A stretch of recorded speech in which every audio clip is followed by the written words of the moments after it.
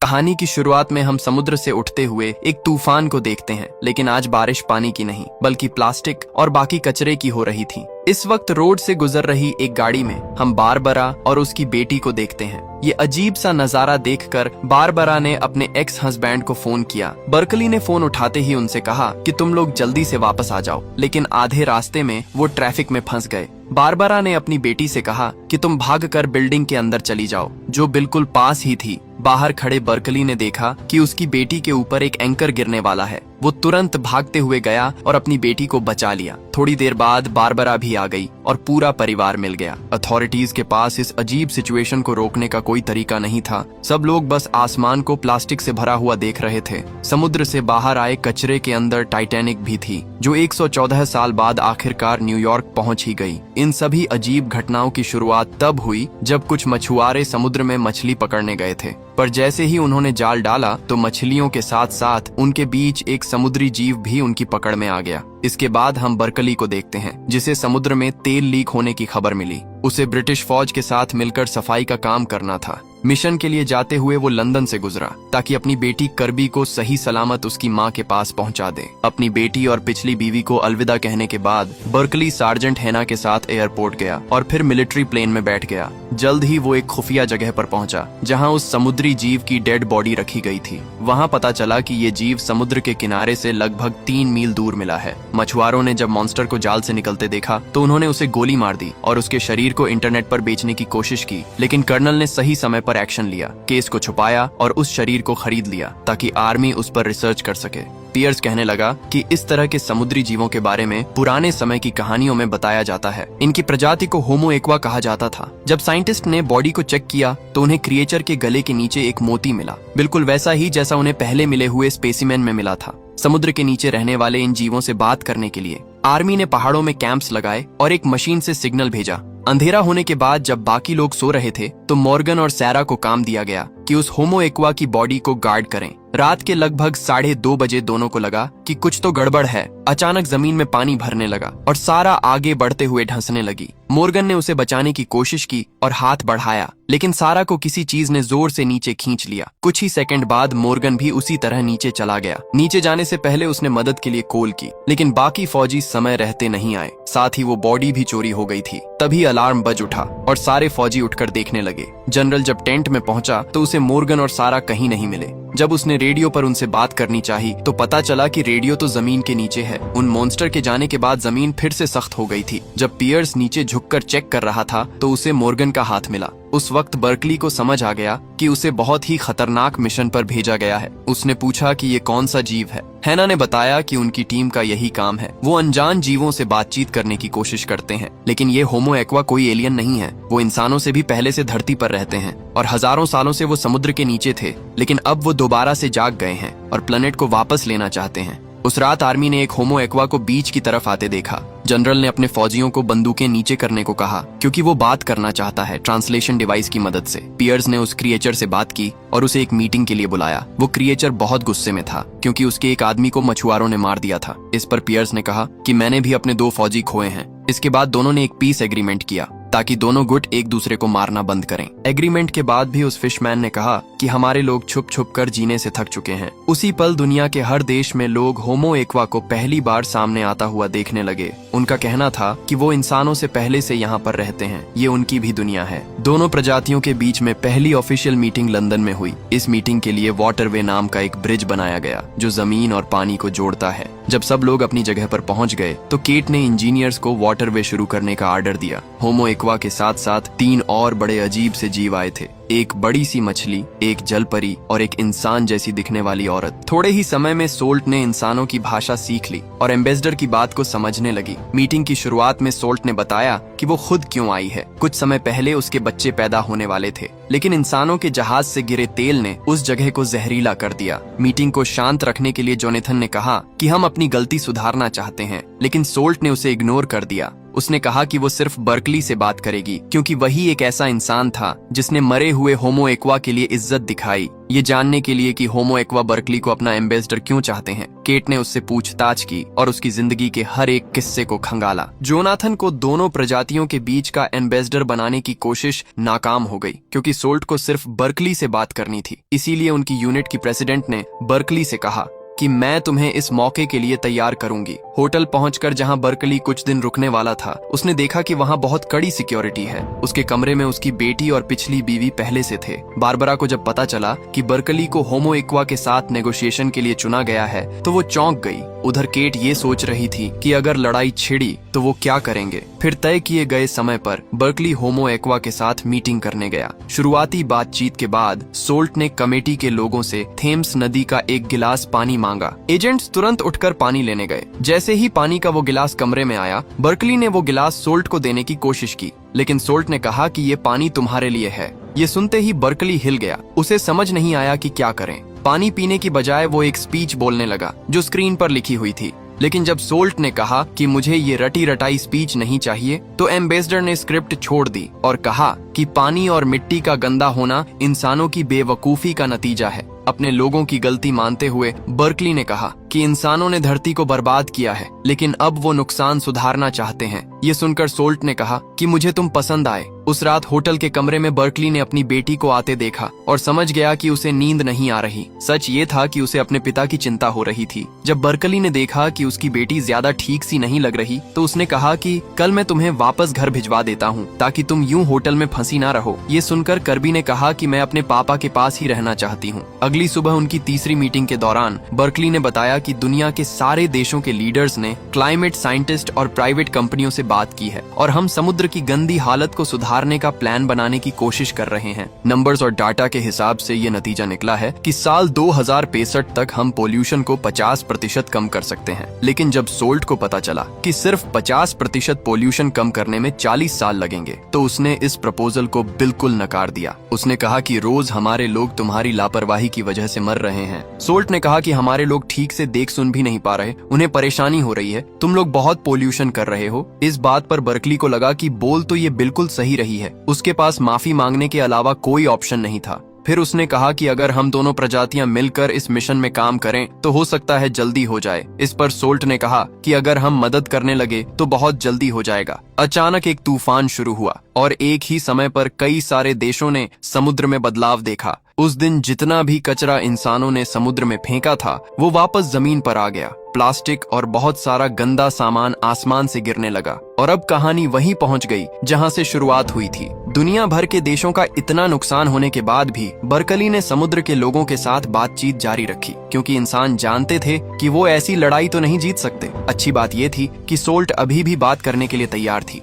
लेकिन उसने कहा कि मुझे शांति तभी मिलेगी जब इंसान 3 शर्तें मानेंगे। पहली शर्त, समुद्र में किसी भी तरह का कोई पोल्यूशन नहीं आना चाहिए और अपने जहाज चलाना बंद करो। दूसरी शर्त ये थी कि जमीन और समुद्र के बीच में सीधे बॉर्डर बनाए जाएं ताकि इंसान समुद्र के अंदर ना जाएं, क्योंकि इंसान जमीन पर रहने के लिए बने हैं। उन्हें ना ही समुद्र और ना ही उसके पास के आसमान में जाना चाहिए। ये सुनते ही कमेटी के मेंबर्स भड़क गए, क्योंकि इससे सभी कॉन्टिनेंट्स पर रहने वाले लोग एक दूसरे से कट जाएंगे। जब सोल्ट ने देखा कि कमरे में इंसान ज्यादा गुस्सा हो रहे हैं, तो उसने अपनी आवाज बदली और एक आदमी का रूप ले लिया ताकि उन्हें कंट्रोल कर सके। जैसे ही लोग शांत हुए और अपनी सीट पर वापस गए, सोल्ट अपने असली रूप में वापस आ गई। फिर वो तीसरी शर्त बताने लगी, जो इंसान और समुद्री लोगों के बीच में शांति के लिए जरूरी है। इसके लिए उसने समुद्र के कुछ कोऑर्डिनेट्स दिए और कहा कि अगली मीटिंग वहां पर होगी। इसमें सिर्फ दूर समुद्र तक जाना ही नहीं है, बल्कि बर्कली को 5 मील नीचे डव करना पड़ेगा ताकि वो होमो एक्वा से उनके घर में मिल सके।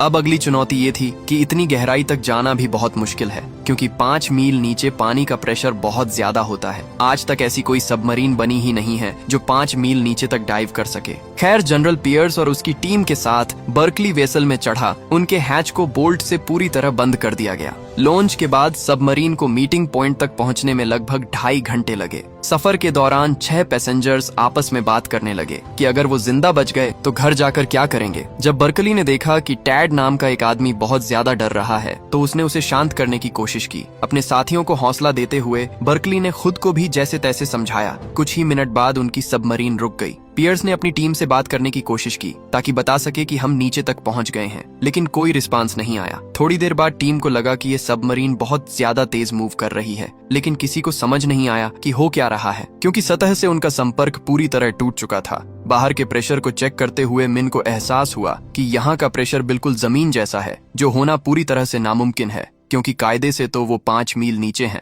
अचानक से सबमरीन हिली और सारी लाइटें बंद हो गईं, जिसके बाद सब ने ऑक्सीजन मास्क पहन लिया। जब हैच खुला तो सब हैरान रह गए, क्योंकि पानी सबमरीन के अंदर आया ही नहीं। इसीलिए उन्होंने बाहर निकलने का फैसला किया। बाहर जाकर उन्होंने देखा कि वो एक गुफा के अंदर है, जहाँ का टेम्परेचर भी 28 डिग्री सेल्सियस है और हवा में ऑक्सीजन बहुत है। जब टीम इस जगह को देखकर हैरान हो गई, तब सोल्ट सामने आई। उसने बताया कि तुम पहले इंसान हो जो इतनी गहराई तक पहुंचे हो। इस एनवायरनमेंट को खास उनके लिए ही तैयार किया गया है, जहां पानी की एक बूंद भी नहीं होती। इसका मतलब समंदर के अंदर भी वो लोग बिना किसी दिक्कत के सांस ले सकते थे। इसी वजह से सोल्ट उन सब से उनके हेलमेट को उतारने के लिए कहती है, जिस पर पहले तो सभी लोग काफी ज्यादा डर रहे थे, मगर बार्कले को सोल्ट के ऊपर पूरी तरह से भरोसा था। इसीलिए अब भी जब सोल्ट उसके हेलमेट को उतारने के लिए आती है तो बार्कले उसे मना नहीं करता, और सच में वो हेलमेट उतारने के बाद भी वहाँ पर आराम से सांस ले पा रहा था। तब उसको देखकर टैड को छोड़कर बाकी सभी लोग भी अपने हेलमेट को उतार देते हैं, और सोल्ट मीटिंग कंटिन्यू करने के लिए सभी लोगों को गुफा के थोड़ा सा अंदर लेकर जाती है।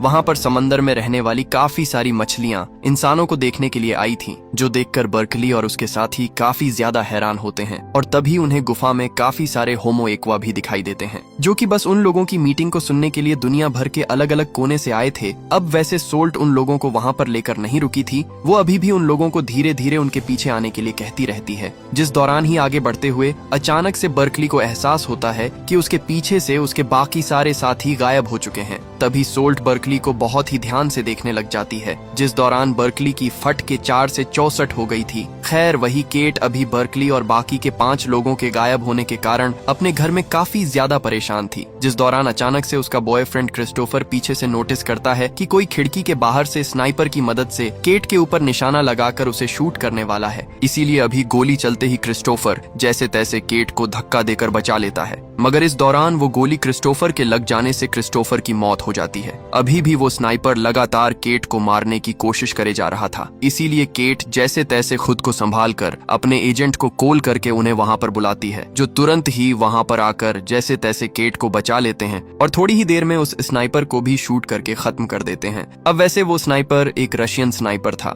जिसके मर जाने की वजह से केट काफी ज्यादा गुस्से में थी, क्योंकि अब उसे ये बात पता नहीं चलेगी कि उसे मारने की कोशिश करी किसने थी। इधर अभी पानी के अंदर मौजूद उस गुफा के अंदर सोल्ट बर्कली को बताती है कि उसके साथी पूरी तरह से सेफ हैं और उसे टेंशन लेने की कोई भी जरूरत नहीं है। इतना बोलकर वो बर्कली के थोड़ा सा पास आकर उसे टच करती है, क्योंकि जब से उसने बार्कली को देखा था तब से वो बर्कली को पसंद करने लग गई थी और वो उसे एक ना एक बार टच करना चाहती थी। इस बात को सुनकर बर्कली को भी काफी ज्यादा अच्छा लगता है, क्योंकि वो खुद भी उसको पसंद करने लग गया था, इसीलिए वो भी उसको टच करता है। तभी वहाँ पर बर्कली के बाकी सारे साथी भी पहुँच जाते हैं और बार्कली को अपने इस कार्यक्रम को बीच में ही रोककर अपने असली काम यानी कि मीटिंग पर फोकस करना पड़ता है। अब मीटिंग के बीच में ही ट्रेड अचानक से अपने उस ग्लोब को निकालकर सीधा सोल्ट को देता है, जिसे देखने के बाद तो सोल्ट के पैरों तले जमीन खिसक जाती है, क्योंकि वो ग्लोब असल में कोई लकड़ी का टुकड़ा नहीं बल्कि एक बम था, जिसके फटने से अगले ही पल गुफा के अंदर समुंदर का पानी भरना शुरू हो जाता है। इससे सोल्ट के काफी सारे साथी मारे जाते हैं, लेकिन सोल्ट के मन में तो अभी बस बर्कली को बचाने की इच्छा थी। इसीलिए वो जल्दी से अपनी ताकत की मदद से एक बुलबुला बनाती है और बार्कली को अपनी सांसों की बदबू सुंघाते हुए ऑक्सीजन देना शुरू कर देती है। इससे बार्कली तो जैसे तैसे सोल्ट के साथ ऊपर आके बच गया था, मगर नीचे मौजूद बार्कली के बाकी सारे साथी मारे जा चुके थे। आगे जब समंदर के नीचे हुए इस धमाके के बारे में केट को पता चलता है तो वो भी बार्कली और बाकी सबकी मौत की वजह से बहुत ज्यादा दुखी होती है, जिसके थोड़ी ही देर बाद धमाके की ये खबर न्यूज में भी दिखाई जाने लग जाती है। इस खबर को देखकर कर्बी और बारबरा तो पूरी तरह से टूट गए थे और अब उन्हें बार्कली की बहुत ज्यादा याद आ रही थी। इसी बीच सोल्ट की एक वीडियो भी इंटरनेट पर बहुत ज्यादा वायरल होती है, जिसमें सोल्ट कह रही थी कि वो धमाका हमने ही करा है ताकि हम बार्कली समेत उसके साथियों को मारकर अपने बच्चों की मौत का बदला ले सकें। हालांकि वैसे तो ये वीडियो पूरी तरह से AI जनरेटेड था, मगर उस धमाके के बाद से सभी लोग उस फेक वीडियो पर भी भरोसा करके होमो एक्वा को इंसानों का दुश्मन समझना शुरू कर देते हैं और पूरे इंटरनेट पर होमो एक्वा के खिलाफ में जमकर हेट फैलाते हैं। और सरकार ने दोनों स्पीशीज के बीच में नफरत बढ़ाने के लिए ये किया। तेज रफ्तार से सतह की तरफ तैरते हुए सोल्ट ने देखा कि बर्कली को बचाने के लिए हेलीकॉप्टर भेजा गया है। जैसे ही बर्कली जमीन पर पहुंचा, उसने बताया कि ब्लास्ट का रीजन डेड था। केट ने बर्कली की बात मानी, लेकिन कहा कि उसे सोल्ट से पूछताछ करनी पड़ेगी। फिलहाल के लिए सोल्ट को गिरफ्त में ले लिया गया। अब केट जल्दी से ये पता लगाने में लग गई कि किसने उस आदमी को पैसे दिए थे। उस आदमी को स्टेज 4 कैंसर था और वो इस मिशन को पूरा करने के लिए कुछ भी कर सकता था। सोल्ट की तेज समझ की वजह से उसकी प्रजाति पर इल्जाम नहीं लगा, लेकिन अब उसे एक स्टील के डब्बे में बंद कर दिया गया। ये जानकर कि उसकी दोस्त को लैब में बंद करके उसके ऊपर एक्सपेरिमेंट किए जाएंगे, तो बर्कली ने एक्शन लिया। ट्रक की चाबी लेकर उसने गाड़ी रिवर्स की और डब्बे को नदी में गिरा दिया। जैसे ही सोल्ट आजाद हुई, बर्कली खुद भी पानी में कूद गया और सोल्ट ने उसे बचाया। उस रात होमो एक्वा ने इंपीरियल हाउस में एक नई मीटिंग बुलाई। इस बार सोल्ट की जगह टाइड नाम का एक सी मैन आया। वो कहने लगा कि इंसान इतने पागल कैसे हो गए कि उन्होंने धमाके में अपने ही लोग मरवा दिए। केट ने जब उससे माफी मांगी तो टाइड ने कहा कि सोल्ट कहाँ पर है। वो कहने लगा कि हमारे लिए वो एक गद्दार है। अपने लोगों की बजाय उसने एक इंसान को बचाया। जब उसे पता चला कि सोल्ट बर्कली की मदद से भाग चुकी है और अब तक गायब है, तो टाइड ने ऑर्डर दिया कि उसे ढूंढकर वापस लाओ। अगर ऐसा नहीं हुआ तो असली लड़ाई अब शुरू होगी। जब पूरा शहर उन्हें ढूंढ रहा था, तब सोल्ट और बर्कली एक गुमनाम वेयर हाउस में छुपे हुए थे।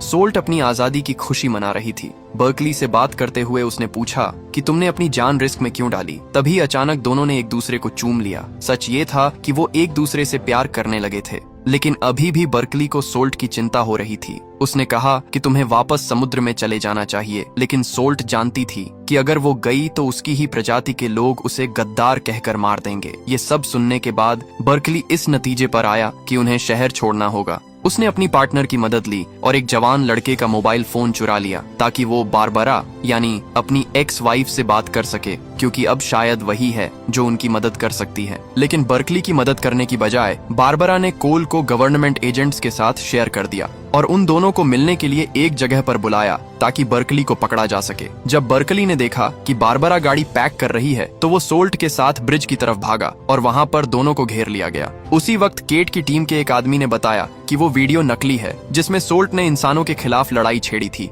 ये सुनते ही केट ने अपने फौजियों को पीछे हटने का आर्डर दिया, लेकिन जनरल गन्सबर्ग जिद करने लगा कि उस औरत को रोको। जैसे ही केट को समझ आया कि जनरल जरूरत पड़ने पर सोल्ट को मार भी सकता है, तो उसने अपनी टीम को आर्डर दिया कि जल्दी से अपना टारगेट बदलो और ब्रिटिश फौजियों पर बंदूक तान दो। जब दोनों फौज आपस में भिड़ने वाली थी, तभी अचानक से सोल्ट ने बहुत तेज चीख मारी और फिर नदी में कूद गई। उस रात होमो एक्वा एक ऐसी आवाज निकालने लगी जो समुद्र के पास वाले शहरों के सारे कुत्तों को बीच तक ले आई और फिर उन्होंने फिशिंग नेट्स का इस्तेमाल करके उन्हें पकड़ लिया। अगले दिन जब जानवरों के बारे में पूछा गया तो डाइड ने कहा कि उनको तो हम खा गए, बिल्कुल वैसे ही जैसे इंसान समुद्र की मछलियों को खाते हैं। सैटेलाइट इमेजेस देखने के बाद साइंटिस्टों को पता चला कि होमो एक्वा असल में ग्लेशियर्स को पिघला रहे हैं। अगर कुछ बदला नहीं तो अंटार्कटिका हर साल 300 बिलियन टन बर्फ खो देगा। अगर ऐसा हुआ तो कुछ ही समय में समुद्र का लेवल 1600 फीट बढ़ जाएगा और लगभग सभी इंसान डूब जाएंगे। अब जनेथन टाइड से बात करके इंसानियत को बचाने के रास्ते के बारे में बातचीत करने लगा।